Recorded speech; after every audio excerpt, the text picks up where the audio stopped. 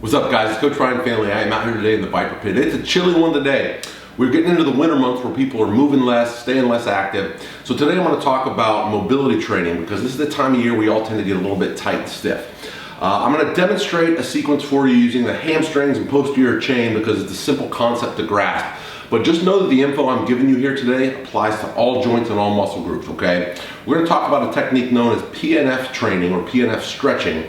The long fancy way of saying it is proprioceptive neuromuscular facilitation, but you don't need to use that unless you're really trying to impress your friends with big words, which is stupid. Don't do that, all right? Anyway, what this looks like, when most people go to stretch their hamstrings, what do you see? They put their foot up on something. Oh, geez, I'm gonna fall. Put their foot up on something, and then they simply lean forward and stretch, okay? That's fine. That's known as passive or static flexibility training. It has a time and a place, but the problem with it is some people will get really good passively where they can lean all the way forward, put their forehead on their shins, but then when it comes time to use that mobility on the field of play or in the gym, they don't have active access to that range of motion because they're too weak in those ranges. They're mobile, they're flexible in those ranges, but they don't have stability, therefore they don't have mobility. Mobility is the byproduct of flexibility with stability and strength in those end ranges. So the solution to this is we are going to get in those positions and then we're going to contract the muscles surrounding the joints to let the brain know that we are strong in those positions. And that's how you improve your mobility in those positions. So we're going to take a standard hamstring stretch here, standard hamstring glute posterior chain stretch.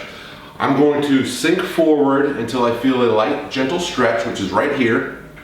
A little tight today, threw a lot of kicks last night in martial arts.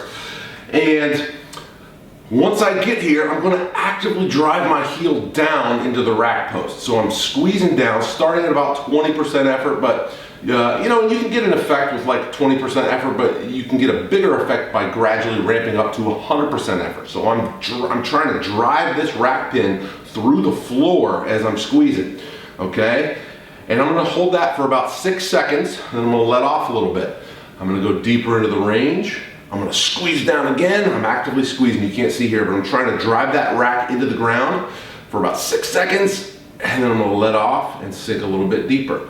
Okay, that's one part of it. That is the agonist aspect of it. So that's the hamstrings and glutes that we're using to contract. Now's the harder part, the antagonist, okay? Now I'm going to get in position. I'm going to brace, and I'm going to lift my foot off the rack and hold for 6 seconds. And then I'm going to sink a little bit deeper and lift up again.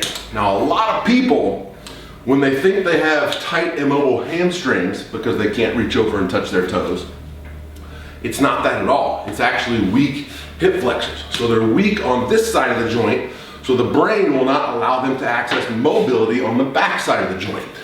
That's why we contract both sides.